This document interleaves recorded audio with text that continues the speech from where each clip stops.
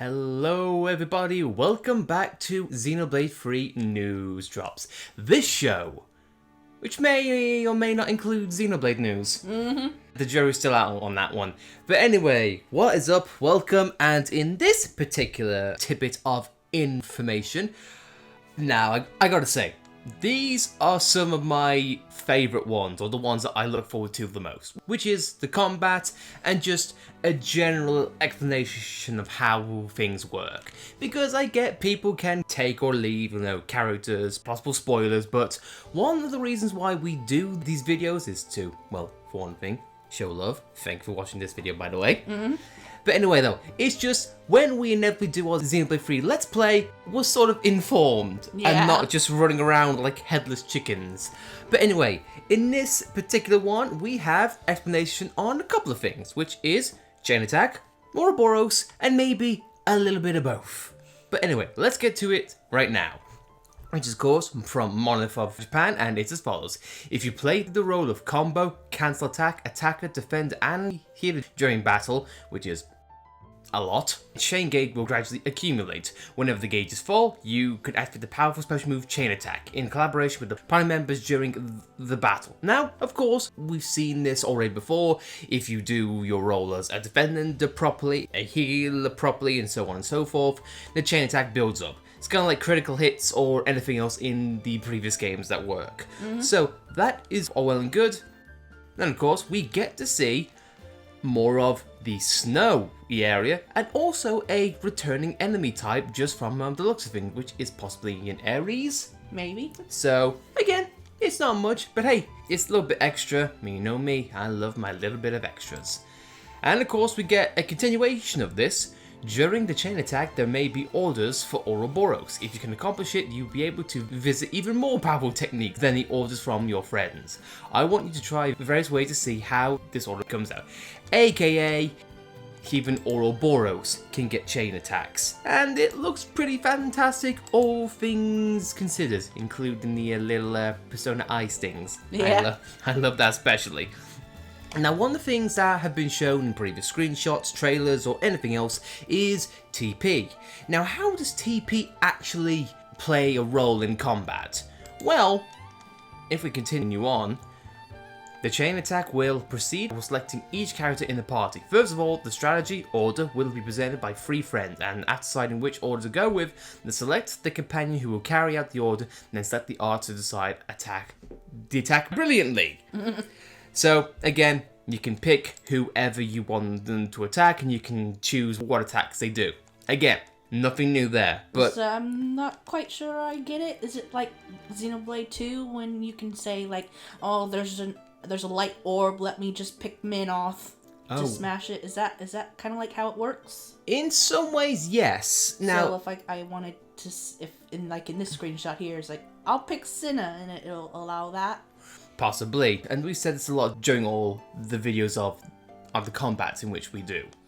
But luckily though, we do have a sort of seeing it actually played out in this next clip. But of course, the description is as follows. Tactical points, TP, are also important for chain attacks. If you select a friend, the TP will be added up, and if you exceed 100% points, the order will be fulfilled and the powerful blow chain attacks will be activated. Fours have a reputation, and the higher the percentage, the better the collaboration. This description pretty much says nothing because of how bad it is. Yeah, that's probably why I'm not really understanding it. But luckily though, we do have a clip, and not only that, we also get a new bit of the soundtrack as well. So, as always, we'll let it play out the first time, and then talk over it a second time and go through what we've seen. So, without further ado, let's go. 「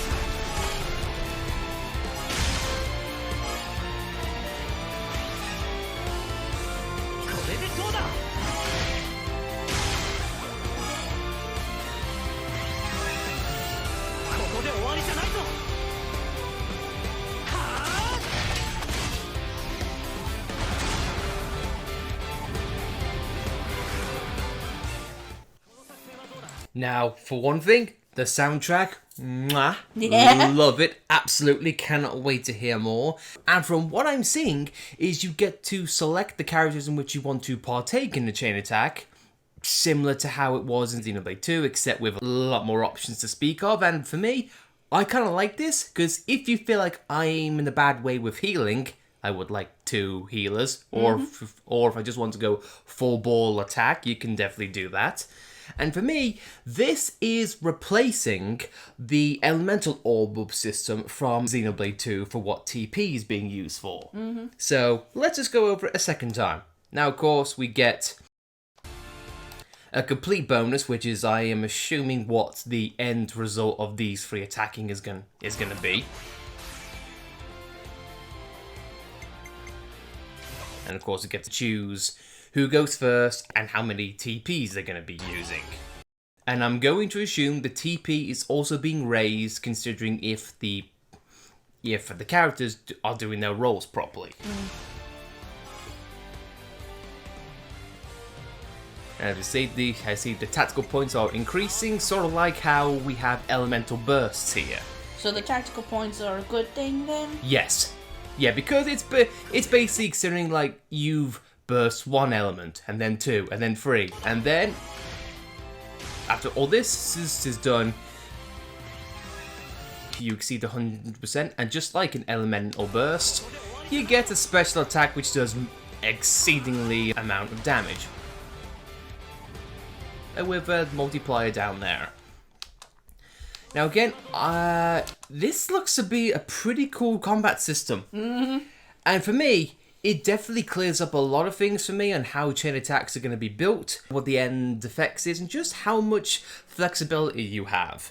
And for me, I look forward to seeing more. See, because it weirds me out, because when I see TP, I think, oh, gotta protect that, make sure it doesn't run out, because otherwise Overdrive will run out. God damn you, Xenoblade X, but at the same time, bless you. Like, we have a port, please, or a sequel. I will die on that hill for as long as I live. But still, though, the fact that this combat system just continues to evolve, just continues to go deeper, honestly, I'm really impressed. Monolith must have had a lot of people programming this, planning this, and just mapping it out. Man, I'd love to be an employee of Monolith Soft. That is a seamless transition as I'm going to get in these videos. I've got a good string of that so far. But hey guys, what did you think of today's news? I'd love to hear your thoughts. Are you impressed with the combat? Do you think it's a bit too much or a bit too vague? Again, I'm really curious to see what people think of this particular system. But anyway though, as I alluded to beforehand, as we tried to do a few times on this particular series, is like to add a little bit of extra on the end of the video. And we have such thing for you today. This is an interview done by Monolith Soft. And for one thing, I love this particular piece because it is essentially an interview of 3 new employees of Monolith Soft, which is at the same time, it's advertising for more jobs. And it's just to give a bit of insight on what you need to join Monolith, what it's like working there, and what you can pretty much do if you're in a rut or if you are just stuck on, I'm not sure if I have the skills. We're not going to go over this article in its entirety. I feel like it's very worth your time to read it yourself. In short, it is just about how the people who are talking to in these particular interviews, they discuss how one of them had little to no 3D modeling knowledge, but Monolith, while they were on the job, they taught them how. When they came fresh out of art college, they just put in pictures and said, hey, can I be a map designer? And said, yeah, sure, go for it. Another little tidbits on what software they use and whether it's 3D modeling software or artistic tools, and even if you're like stuck in a rut and just have no ideas on how they have what's called a refresh room. I just love it. It's like, oh, I don't know how. To the break room! I wish I could work for Monolith. I think a lot of people do. And one of the things is that I love is that not only during shifts or after shifts, if you're stuck, people will teach you techniques, or after hours, that can happen too. It paints such a lovely picture for Monolith, both being an employee and also a place in which people can learn, even if you have zero experience. But if for some reason you're in a Japanese market, then by all means, you're more than welcome to, for one thing, apply for the job, and just have a little bit of insight on what type of people you're working with, and just what you can expect. Honestly, this is a really good piece to read. I recommend it heavily. Link will be in the description. Absolutely. And this is just what some of the artists did for their portfolios. Another piece in this article is going over the processes on what they do for the map designs for Xenoblade. And of course, they are looking for 3D CG designers. Even when Xenoblade 3 is coming out, Monolith is still planning on making more maps. It's like they say, they don't mind hiring new graduates either. Oh no, absolutely. You don't have to have like 20 years of experience. No, whether you're fresh from art school or having 5 years of doing map design, or even when you're coming from mobile games, they still bring you on no matter what. If they like you, then your skills, that'll come second. And for me, that is an ideal workplace. But hey guys, that is enough from us. What do you think of today's video? Of course, if you like this, then please be sure to like it. And of course, if you want to stay up to date with more Xenoblade news goodness, whether it's screenshots, trailers, or anything in between, we will be here to cover it. And also, one final thing, congratulations for you American chaps who were able to get your pre-orders in for Xenoblade Collector's Edition. Great job, Nintendo. You didn't make as much of a dumpster fire.